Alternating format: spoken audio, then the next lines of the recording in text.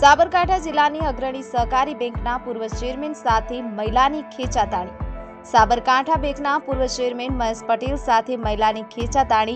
મહિલાએ મહેશ પટેલની કોટી ખેંચી લીધી। અમદાવાદમાં આ ઘટના બની હોવાની શક્યતા। મહિલા સુરક્ષા ગાર્ડ ત્યાં આવી જતા અન્ય મહિલાને હટાવી। અમદાવાદની સર્વોદય બેંકમાં યોજાયેલા કાર્યક્રમમાં આ ઘટના બની હોવાનું દાવો। વિડીયો સોશિયલ મીડિયામાં થયો વાયરલ। મહિલાથી બચવા માટે મહેશ પટેલ ભાગતા દેખાયા।